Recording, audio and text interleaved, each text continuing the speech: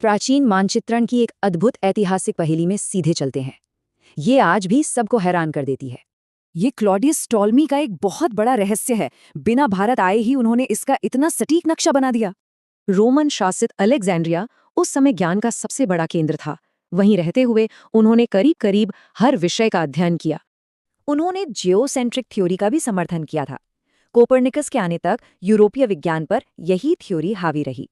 उनकी बहुमुखी प्रतिभा तो साफ है, लेकिन उनकी किताब जियोग्राफिया ने असल में इतिहास को हमेशा के लिए बदल दिया।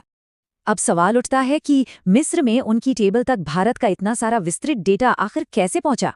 दरअसल उन्होंने एक कमाल का सूचना नेटवर्क बनाया। पूर्व से लौटने वाले व्यापारियों और नाविकों से वो लगातार जानकारी जुटाते।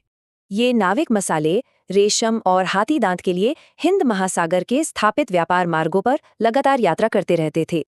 उन्होंने सिर्फ कहानियां नहीं लिखी, बल्कि अक्षांश और देशांतर का इस्तेमाल करके हजारों जगहों का एक व्यवस्थित रिकॉर्ड तैयार किया। यहाँ साफ दिखता है कि उन्होंने विशाल भारतीय उपमहाद्वीप को मुख्य रूप से दो हिस्सों में कैसे बांटा था।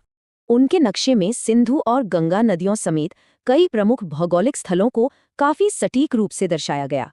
उज्जैन और पाटलिपुत्र जैसे शहरों के साथ साथ उन्होंने महत्वपूर्ण तटीय व्यापारिक बंदरगाहों के भी बिल्कुल सटीक नाम दिए।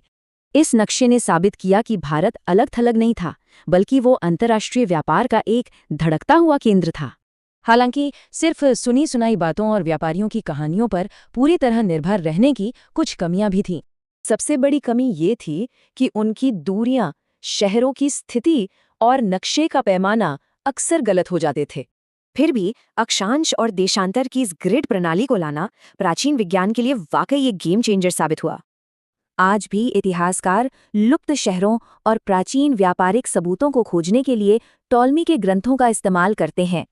उनका काम अगले 1400 सालों तक एक मानक बना रहा। इसने यूरोपीय पुनर्जागरण को भी गहराई से प्रभावित किया।